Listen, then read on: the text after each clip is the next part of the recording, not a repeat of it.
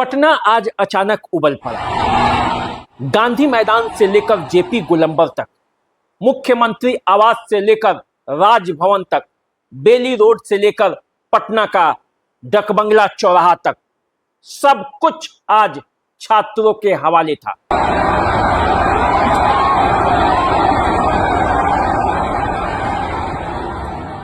छात्र आक्रोशित थे और सड़कों पर ऐसा बवाल मचा कि पूछिए मत। जेपी आंदोलन के बाद छात्रों की इस तरह का प्रदर्शन पहली बार देखने को मिला है और जिस तरह का आंदोलन और जिस तरह का आक्रोश आज छात्रों में दिखा, ये इस सरकार के लिए चेतावनी है। बिहार की सरकार के लिए भी चेतावनी है और केंद्र की सरकार के लिए भी चेतावनी है। शिक्षा मंत्री धर्मेंद्र प्रधान के इस्तीफे की मांग को लेकर जिस तरह से छात्र आज सड़क पर थे, लंबे अरसे बाद इस तरह की एकजुटता, इस तरह का आक्रोश, इस तरह का प्रदर्शन पटना के सड़कों पर देखने को मिला। पुलिस ने लाठियां भाजी, आंसू गैस के गोले फेंके, वाटर कैनन का प्रयोग किया गया, लेकिन सब कुछ बेकार। पटना के गांधी मैदान से जो छात्र राजभवन के लिए चले थे, वो राजभवन भी पहुंच गए, मुख्यमंत्री आवास तक पहुंच गए। ऐसा हुआ कि विधानसभा के अंदर कई विधायकों को और कई मंत्रियों को अंदर ही रहना पड़ा, गेट में ताले लगाने पड़े। पूरा पटना आज केवल देखिए तो बवाल ही बवाल था। सड़कों पर अराजकता का आलम था। पुलिस और छात्र आमने सामने भिड़े ही थे, लेकिन पार्टियों में भी बवाल था।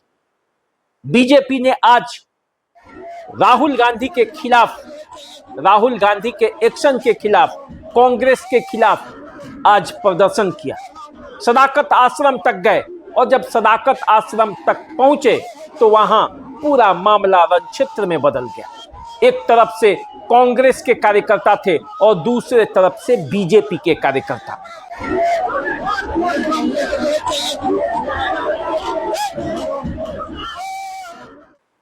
लाठियां चली, पत्थर चले, कई लोगों के सर फूटे और अंततः वहां पूरा रणक्षेत्र में बदल गया। पटना आज अशांत था पूरी तरह से। प्रशासन दौड़ रहा था सड़कों पर, कैसे क्या होगा, हाथ पांव फूला हुआ था। और ये बातें जो है, ये पूरा जो माहौल है पटना का, एक तरह से देखा जाए तो आज पटना को अस्थिर करने का प्रयास किया गया। ये कौन किया, कैसे हुआ और कहां से हुआ, इसका किस तरह से किया गया, ये बातें अब आप समझते हैं, जानते हैं, सब कुछ आप वाकिफ हैं। लेकिन जिस तरह का माहौल था और जिस तरह से पटना आज जो बिहार की राजधानी है, जहां के बारे में कहा जाता है कि यहां से जो राजनीति की हवा उठती है वो देश भर में जाती है। आपको याद होगा 77-74 का वो आंदोलन जो इसी बिहार से जेपी ने नेतृत्व किया था और छात्रों का आंदोलन किस तरह से बिहार में सत्ता परिवर्तन का कारण बना था। क्या बिहार फिर से उसी रास्ते पर है?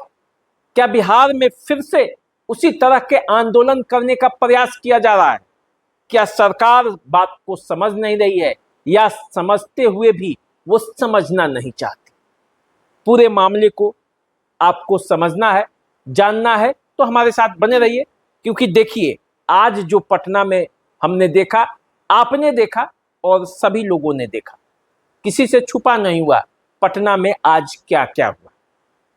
इसी बीच पटना में बांकीपुर का चुनाव है और बांकीपुर के चुनाव में प्रशांत किशोर एक तरफ से डटे हुए हैं और दूसरे तरफ से बीजेपी के नेता बीजेपी का ये कर रहा है।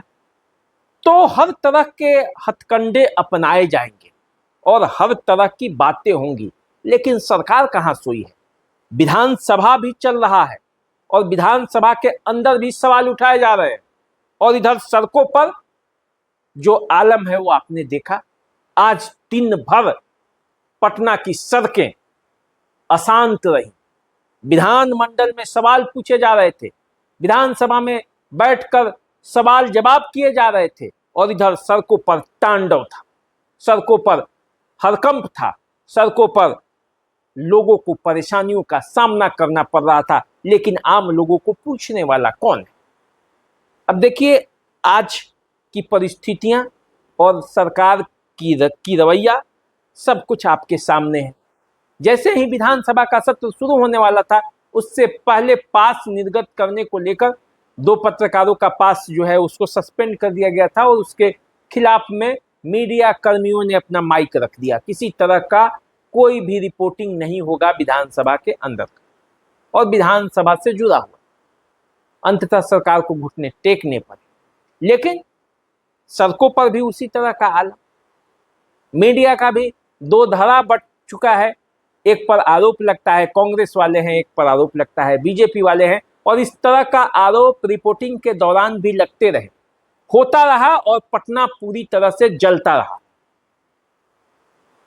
समझिए कि आज गांधी मैदान के सामने जो दृश्य था, जिस तरह से छात्र एकजुट हुए सरकार के खिलाफ, सरकार के नीतियों के खिलाफ, वो देखने वाला था।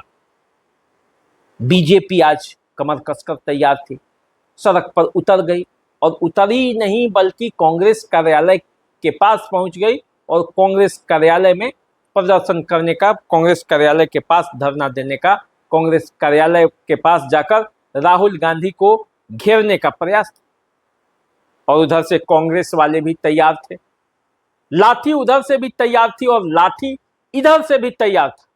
और जब लाठी चला तो एक ऐसा दृश्य बना पटना में जो लंबे अरसे बाद देखा गया। 2 पार्टियां कैसे आपस में लड़ती हैं, ये आज पटना ने देखा। अब आगे का परिणाम आप जानते हैं। लड़ाई अभी चलेगी। दिल्ली से जो लड़ाई चली है पटना तक आई है, और पटना की ये लड़ाई फिर से दिल्ली भी जाएगी, और इसका गूंज पूरे देश में सुनाई देगा। सम्राट चौधरी की सरकार नई सरकार बनी है। आप जानते हैं, नीतीश कुमार के बाद सम्राट चौधरी जब से मुख्यमंत्री बने हैं, चुनौतियां ही चुनौतियां हैं, और ये भी उनके लिए एक चुनौती है। कैसे आया, कैसे समस्या उत्पन्न हुई, क्या हुआ, ये अलग बात है, लेकिन जो समस्याएं हैं और जिन समस्याओं को लेकर सरकार को हल ढूंढने हैं, उसके बारे में आप क्या सोचते हैं? कैसे सरकार इस समस्या का हल ढूंढ पाएगी? आप क्या विचार रखते हैं? पटना में आज जो कुछ हुआ, उसका बिहार की राजनीति पर, उसका देश की राजनीति पर क्या असर पड़ेगा? आप कमेंट बॉक्स में जाकर जरूर हमें लिखें। अभी दीजिए इजाजत, चैनल को सब्सक्राइब कर लीजिए, फेसबुक इंस्टाग्राम पर हमें फॉलो कीजिए। नमस्कार।